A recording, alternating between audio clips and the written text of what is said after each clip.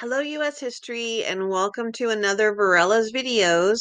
Today's notes are going to be our first video notes for Unit 8, which is really going to be our last unit of this year. So we're looking at the Cuban Missile Crisis today. And this actually might be our last video note. So if it is, hope you have enjoyed them. All right, let's look at the Cuban Missile Crisis. So we're looking at what it is. And I think this slide basically summarizes what the Cuban Missile Crisis is in a pretty easy way. If you're looking for a date, I would like you to add October of 1962 to your notes because that's when this takes place. We're still under the leadership of President Kennedy.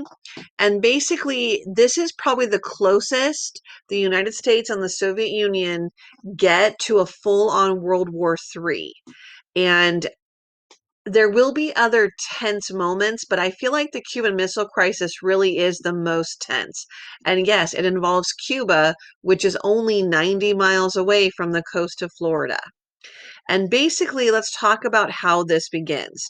The 6 days in October that we're looking at that are the scariest are literally where Americans are holding their breath that we might launch a nuclear weapon against the Soviet Union, which then would result in them launching one against us.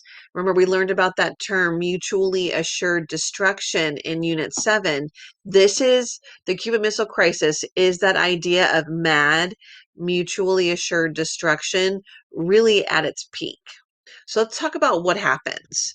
So we're in October of 1962, and our U.S. intelligence discover the Soviets are building something in Cuba, and it looks like they're building nuclear missile launchers.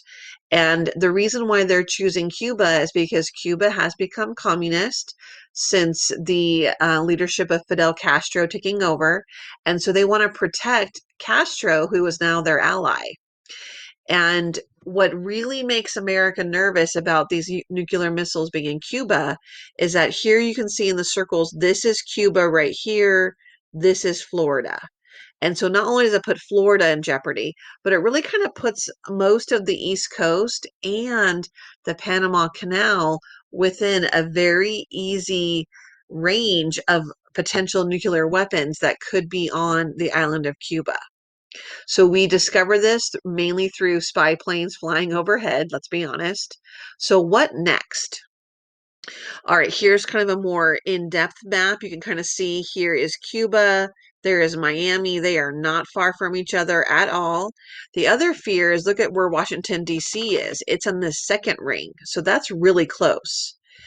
And then I want you to think about, you don't have to copy this down, but I want you to think about what do you do if you are JFK? Because we understand MAD, mutually assured destruction. And do we attack Cuba? Do we want to go to war with Cuba? That would mean going to war with the Soviet Union. But we can't do nothing because that's what we learned from Hitler in World War II. So what do you do? And that's what I want you to think about. Just think about it. In terms of the American people, we are worried because this was the first time since World War II, and now that we know what atomic weapons can do, we are worried that this nuclear war could be a reality. And so we basically wait. There's this great movie with Kevin Costner called 13 Days. It's literally about this whole story. And the idea is that Americans are just almost like kind of pretending nothing's going on, but yet they know something is going on and they're waiting to hear from the president. And the president isn't really speaking until he knows what they're going to do. There's a lot of work going on behind the scenes. But yes, you definitely are seeing Americans who are seeing their anxiety really, really increase and spike. So, what's happening is Kennedy is getting advice from his best advisors, his closest advisors. And the reality is, we're looking at two things. There's two issues here. There is, we want to send a message to Castro in Cuba. And again, Cuba becoming communist was another sort of ding to our policy of containment. And so the fact that it became communist in 1959, that it's an ally of the Soviet Union, so close to the United States, really worries Kennedy. And yet we don't want to have World War III either. So literally, what do? And you can't do nothing. You got to remember that you can't do nothing, because if you do nothing, then we are just allowing what is really in our minds an infringement on our sovereignty, our soil. Even though we don't own Cuba, we feel like the Soviets putting nuclear missiles there is really like the Soviets pointing weapons at us to aim themselves. And we are not going to stand for that. So what happens? We're going to watch this video in class since I can't really show videos in this format, but we will watch this together. And then here's your quick summary. JFK is going to go on TV. Remember, he's really good at television. And he's going to flip the script. This is what's so genius. And he's going to blame the Soviet leader. And at this time, the Soviet leader is Nikita Khrushchev. And he's going to say the Soviets are threatening world peace, not the United States. We didn't build these missiles. They built these missiles in Cuba. And he announces a blockade. Kennedy announces on television that he will send the U.S. Navy to blockade Cuba and prevent any Soviet ships from crossing into Cuba's waters. And that will prevent them from completing these military bases they're trying to build, these nuclear missile launching facilities they're trying to build. And this was actually really smart, because obviously television is seen worldwide. So this is Kennedy telling the American people this, but he's really telling the Soviets this and the rest of the world. So now we're not being aggressive as Americans. We're protecting ourselves from the aggressiveness of the Soviet Union. This was actually really smart. Behind the scenes, there are deals being made. Diplomatic solutions are happening. And Kennedy doesn't want war, and he doesn't want any shots fired if possible.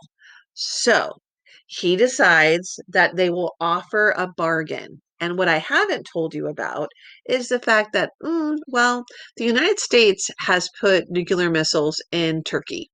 And if you don't know where Turkey is, it's not that far from the Soviet Union. Whoops, my bad. Didn't tell you that. No, I'm just kidding. I didn't tell you on purpose. The idea is that we have already built weapons in Turkey. And that's kind of like exactly what the Soviet Union is trying to do here by putting missiles in Cuba. So we're going to remove those missiles. Apparently, we also have missiles in Italy. We're going to remove those as well, on the condition the Soviets remove their missiles from Cuba. And to me, I feel like this is kind of a fair agreement. And so this is what's happening again behind the scenes between different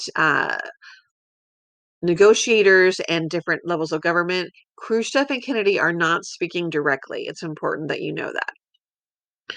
So what is the resolution? Well, after the most intense 6 days, Khrushchev and the Soviet Union agree to honor the blockade. They are not going to cross over it, and they will begin to dismantle the missiles they started to build. Because of this, our Secretary of State, Dean Rusk, is going to say, eyeball to eyeball, they blinked first. So in our minds, because the Soviets are going to agree to follow the blockade and they are going to remove their missiles, it's okay. Like, we kind of feel like we unofficially won, but yes, that's what's going to happen. And I have to tell you, when we talk about 6 tense days, those silly kind of the cartoon kind of turtle we watched in class, that was really happening. People were stockpiling weapons. They were filling up their bomb shelters if they had one. They were going to churches to pray. People in America really thought this could be the end of everything. But luckily, negotiations worked. So here's kind of a cool cartoon with Kennedy arm wrestling Nikita Khrushchev, both of them sitting on nuclear weapons, interestingly enough. And then lastly, for the results, what we're going to see happen is that Nikita Khrushchev, as you can see here, had a son about Kennedy's age. And so when these two leaders are standing next to each other, Khrushchev has always kind of said that he looked at Kennedy like a son, implying because he was older, he was wiser. And if anything, the Cuban Missile Crisis does kind of chip away a little bit at Khrushchev's power. It also allows JFK to gain some respect as a mature and thoughtful leader. And he was, again, at the time, the youngest elected president. So that was a big deal for Kennedy's image from in the terms of Americans, but also in terms of the rest of the world. And this is what I think is most important. A hotline was created, literally the red phone, in the Oval Office that is going to have an immediate contact system between Moscow and Washington, D.C., that our leaders of each country could get a hold of each other within a moment's notice. That did not exist before the Cuban Missile Crisis.